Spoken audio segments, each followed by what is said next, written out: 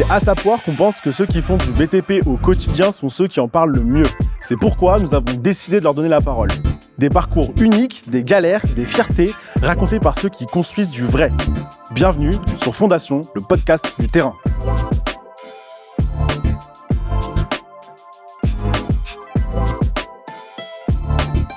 Ali, merci de prendre le temps aujourd'hui pour raconter ton histoire.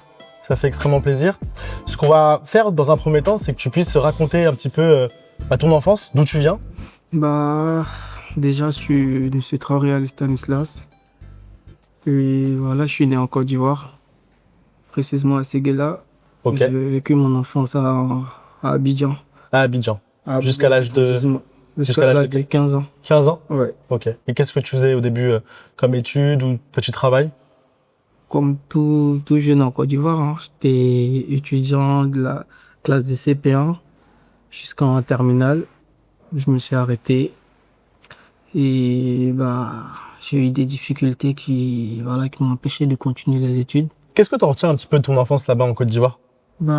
J'ai eu une enfance vraiment difficile. Après la mort de mon père en 2005, j'ai eu le petit frère de mon père qui est venu. Ok. Parce que nous, on était encore petits. Et c'est là tout a commencé, toute la misère. Moi et mes sœurs, on a vraiment vécu de la misère quand notre oncle est arrivé. Mhm. En fait, ça n'allait vraiment pas du tout parce que mon père, il avait un groupe scolaire. Un groupe scolaire? Ouais. D'accord. Qui est vraiment réputé à Bobo. Tout le monde le connaît, voilà. Et voilà, quand il est arrivé, il a vraiment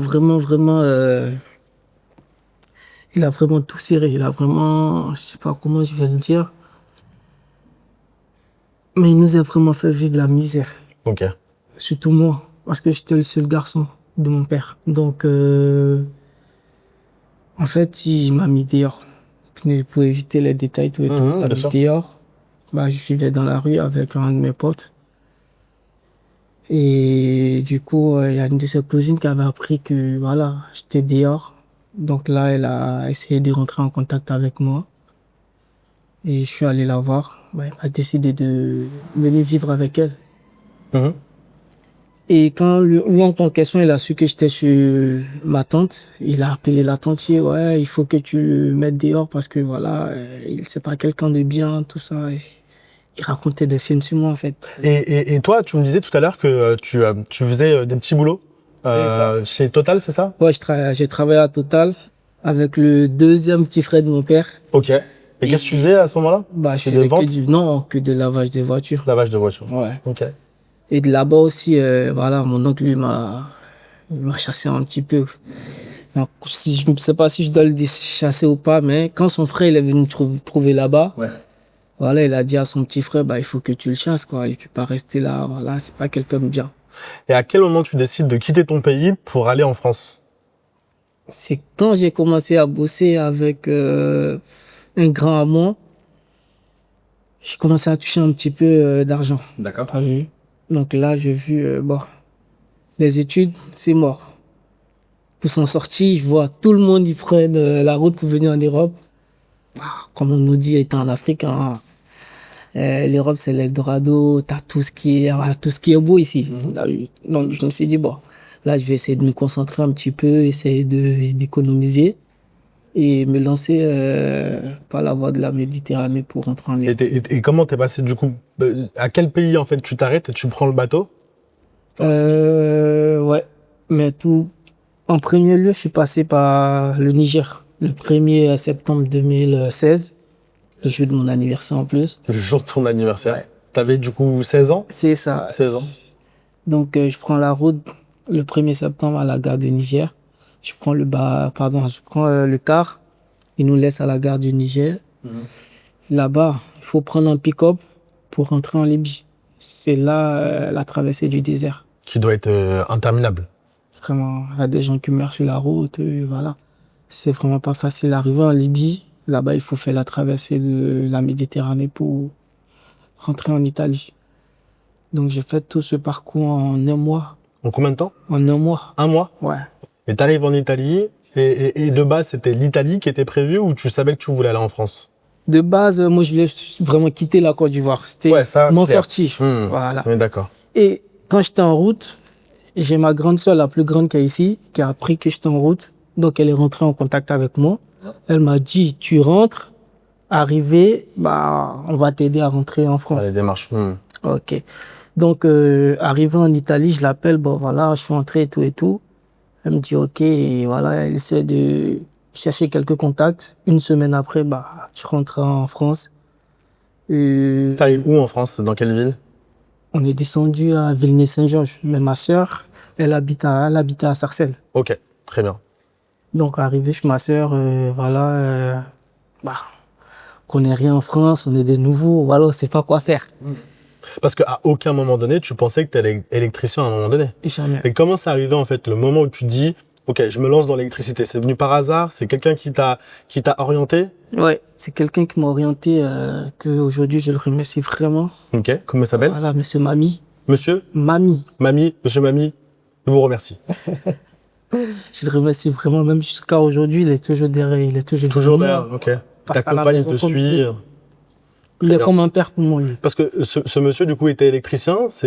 Non. C'était son... En fait, c'est un professeur. Quand j'étais chez ma sœur, il n'y avait pas d'avancée. Tu vois, je voyais que, voilà, je partais pas de l'avant. J'étais allé à l'école. Voilà, je faisais rien du tout, en gros. Donc là, j'ai des grands à moi qui étaient à Saint-Denis qui m'avaient parlé de la CIO. Oui. Voilà, que je peux m'inscrire là-bas, aller à l'école, tout et tout. Donc, je vais à la CIO moi-même.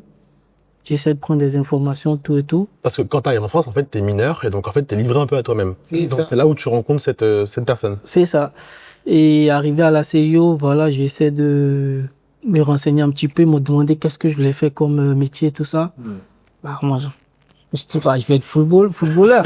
La dame me dit, non, ici, tu peux pas jouer au football. Faut choisir un métier. Je dis, bon, je vais travailler à la banque. Ok. Elle dit, avec ta situation, on te propose de faire l'électricité. L'électricité, d'accord. C'est ce qu'on propose dès le début. Voilà, parce que normalement, à 18 ans, eux, ils peuvent te prendre en charge jusqu'à partir de 18 ans. On est d'accord. À 18 ans, tu es livré à toi-même. Or, quand tu travailles à la banque, il faut qu'on paye tes études. C'est pas facile. C'est différent. Voilà. Et donc, c'est là où tu commences à te former, du coup, au métier de l'électricité. C'est ça. L'électricité, en réalité, tout le monde l'entend, mais il y a beaucoup de types d'électriciens. Éclairage public, logement, tertiaire. Toi, au début, tu fais du logement, Moi, sur quel type de chantier au début? Au début, je suis passé... j'ai commencé à la piscine de Saint-Germain. Ok. Avec monsieur Mike. C'est ça. Ce monsieur, il a fait beaucoup aussi. Hein. Ah là là. Lui, c'est lui, quand je suis arrivé le premier jour au chantier, il m'a fait asseoir. Il m'a dit, t'es un Africain comme moi.